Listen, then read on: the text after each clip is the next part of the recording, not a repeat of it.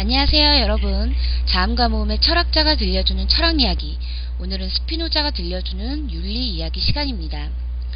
스피노자는 자유를 통한 최상의 행복을 추구했던 철학자였어요. 그는 인간이 진정으로 행복하기 위해서는 속박, 예속, 억압과 같은 거에서 벗어나야 한다고 주장했죠. 이러한 자신의 사상대로 스피노자는 자신이 원하지 않는 것에 얽매이지 않고 자유롭게 살고자 노력했던 사람입니다. 그럼 이제부터 스피노자가 들려주는 윤리 이야기를 통해 그가 말한 자유란 무엇인지 알아보기로 해요. 바리흐 스피노자. 그는 네덜란드의 암스테르담에서 태어난 철학자입니다. 그런데 사실 그의 집안은 종교 문제로 포르투갈에서 네덜란드로 이주한 유대인 집안이었어요. 스피노자는 어려서부터 총명해서요, 사람들에게 일찌감치 많은 주목을 받았다고 합니다. 유대인 공동체를 이끌어갈 제목으로 말이죠. 하지만 유대인 공동체의 기대와는 달리 스피노자는 다양한 학문을 접하면서 점차 유대인 공동체가 믿고 있던 신학론에 의심을 품기 시작했어요. 그러면서 유대교회의 사상에 이의를 제기했죠. 처음에 유대교회에서는 스피노자의 마음을 돌려놓으려고 했습니다. 그래서 협박도 해보고 그러지 말아라 이러면서 회유도 해보았지만 갖은 노력에도 불구하고 스피노자는 끝내 자신의 주장을 꺾지 않았습니다. 공동체의 생각이라고 해서 자기 생각과 다른데 그걸 억지로 따를 수는 없다는 그런 의미였겠죠. 그래서 그는 결국 유대인 사회로부터 추방을 당합니다. 즉 유대교회로부터 파문을 당하는데요. 유대인 사회는 종교 박해 때문에 이 나라 저 나라를 막 떠돌며 살고 있었어요. 그래서 유대인들은 철저한 공동체 중심의 사회였습니다.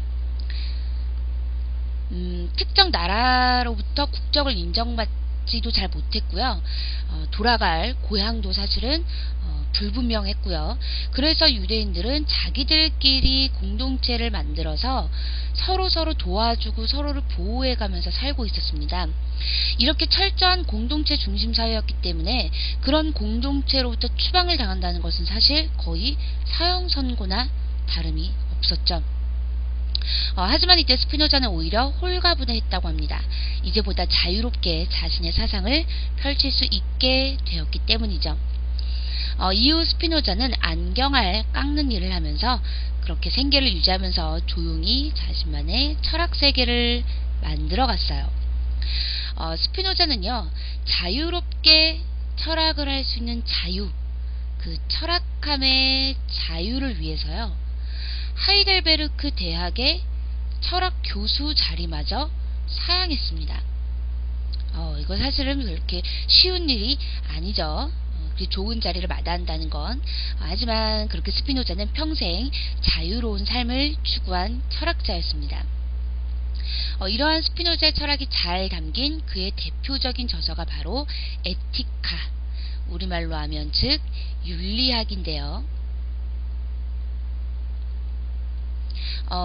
이 책에서 스피노자는 인간이 어떻게 자유로울 수 있고 또 어떻게 행복한 삶을 살 수 있는가를 논했습니다.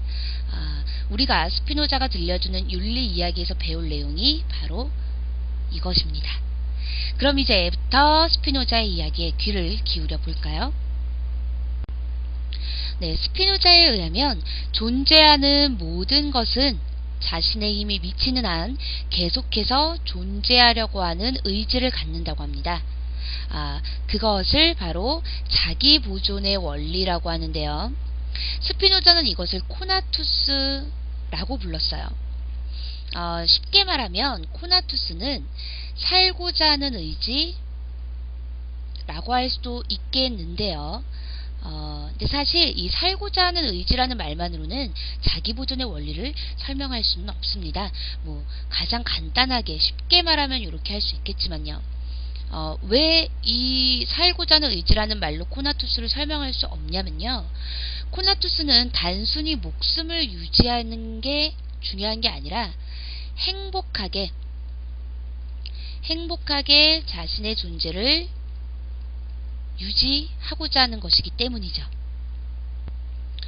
그런데 사람이 코나토스, 즉 자신의 존재를 지속시키기 위해서는 그러기 위한 의지와 힘이 필요하겠죠.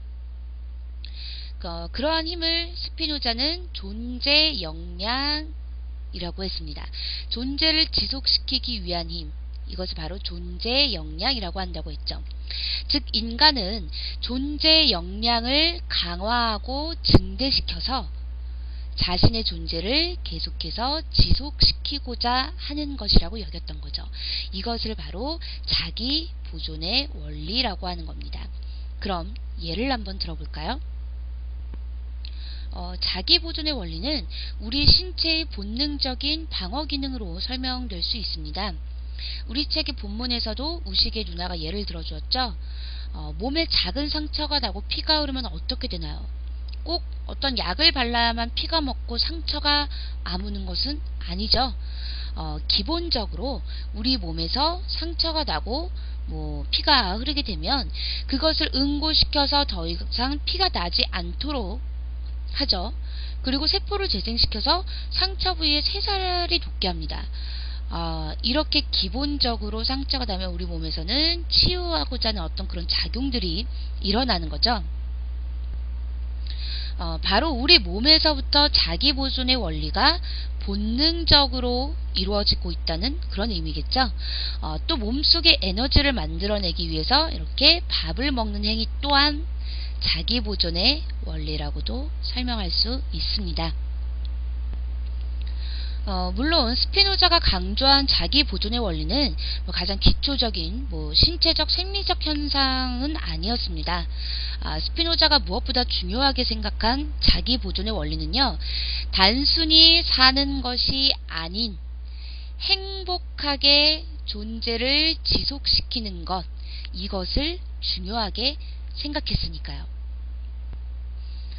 그렇게 행복하게 존재를 지속시키기 위해서 사람들은 존재 역량을 증대시키기 위해 노력한다고 스피노자는 주장했습니다. 이때 존재 역량을 증대시키는 것은 사람마다 다양합니다. 그것은 꼭 갖고 싶은 물건처럼 물질적인 것이 될 수도 있고요. 친구나 가족, 이성에 대한 사랑이 될 수도 있고요. 또 앞으로 이루고 싶은 목표들이라던가 자신의 마음을 즐겁게 해주는 취미생활 등 우리가 기쁨과 보람을 느낄 수 있는 모든 것이 바로 존재 역량을 증대시켜주는 것들입니다. 이것을 통해 우리는 행복하게 존재를 지속시키고자 하는 것이죠. 이렇듯 사람은 누구나 존재 역량을 증대시키고자 노력해요. 이러한 노력은 의식적으로 또는 무의식적으로 계속 이루어집니다. 의식적이라는 것은 자신이 그런 노력을 하고 있다는 것을 알고 행하는 것, 노력을 하겠다는 의도를 가지고 행하는 것을 뜻하고요. 무의식적이라는 것은 자기도 모르게 이루어지는 노력, 그러니까 자기가 노력을 하고 있다고 의식을 못하고 있는 상태죠. 그런 노력을 뜻합니다. 스피노자는 의식적인 노력을 욕망이라고 불렀고요. 무의식적인 노력을 충동이라고 불렀습니다. 다시 말해 스피노자는 인간은 누구나 자신의 존재 역량을 최대로 증대시켜 존재를 지속하고자 하는 욕망을 가진다라고 했습니다. 이때 이 욕망은요, 나쁜 의미가 아니에요. 스피노자는 인간에게는 당연히 욕망이 있고 그 욕망을 통해서 존재를 지속하고자 한다. 그리고 지속시킬 수 있다라고 보았던 거죠. 그래서 바로 자기 보존의 원리 그리고 존재 역량에서 가장 핵심이 되는 내용이 바로 여기 있는 겁니다. 다시 한번 읽어볼게요. 인간은 누구나 자신의 존재 역량을 최대로 증대시켜 존재를 지속하고자 하는 욕망을 가진다. 다음으로 살펴볼 내용은 스피노자가 말한 신은 곧 자연이다 라는 말의 의미입니다. 아니 조금 전까지는 인간은 뭐 존재를 지속시키기 위해 존재 역량을 증대하고자 하는 욕망이 있다 뭐 이런 내용을 봤는데 왜 갑자기 신의 이야기가 나오지? 이렇게 의아해하는 친구들도 있을 텐데요. 사실 그것은 스피노자의 이 말 속에 그가 생각한 세 개의 법칙이 들어있고 그 법칙을 알 때 존재 역량 역시 증대시킬 수 있다는 그의 주장 때문입니다. 스피노자는 신의 존재 자체를 부정하지는 않았어요. 하지만 그가 속해 있던 유대교회나 기독교에서 말하는 전지전능한 신, 세계를 초월한 창조주인 신의 개념에는 반대했죠. 즉 그는 이 세계 자체가 바로 신이라고 보았던 겁니다. 즉 이 세계를 이루고 있는 모든 자연물들이 바로 신이라는 것이죠. 이 자연물 자체, 세계를 이루고 있는 모든 자연물들 자체가 신이다 라는 것이 바로 스피노자의 주장이었습니다. 그래서 그는 이렇게 말했죠. 신과 세계는 결코 분리할 수 없는 하나다. 하지만 그렇다고 해서 스피노자가 자연에 존재하는 자연물 하나하나, 그 사물 하나하나에 모두 다른 신이 깃들어 있다고 얘기한 것은 아니었습니다. 그 개별적인 사물들은요, 신이 자신을 표현한 각각의 표현물이다 라고 보았던 거죠. 이거는 마치 우리가 그때그때 기분에 따라 표정이 달라지는 것처럼 혹은 때에 따라 말투나 행동거지가 변하는 것처럼 자연물들 역시 신이 그때그때 자신을 다르게 표현한 하나의 표현물이라는 것이죠. 이때 스피노자는 신이 자신을 표현한 것은 필연적인 인과 법칙에 따른 것이다 라고 주장을 했습니다. 이 필연적이다 라는 것은요, 꼭 그렇게 될 수밖에 없는 것이라는 말입니다. 꼭 그렇게 될 수밖에 없는 것. 그래서 필연적인 인과 법칙이라는 것은요, 뭐 우연적으로 아무 이유나 상관관계 없이 어떤 일이 이루어지는 게 아니라 어떤 원인에 따라 나타날 수밖에 없는 결과, 그래서 필연적인 인과 법칙이다 라는 거예요. 다시 말해서 스피노자는 신은 어떤 원인으로 인해 그에 마땅한 결과물을 자연물로서 표현한 것이다, 표현한다 라고 본 겁니다. 이 말은요, 이 세계를 이루고 있는 모든 존재들, 그리고 이 세계에서 이루어지는 모든 일들은 그냥 뭐 우연히 자연스럽게 이루어진 게 아니라요, 필연적인 인과 법칙에 의해서 일어나는 것이다 라고 스피노자는 주장을 했던 거죠.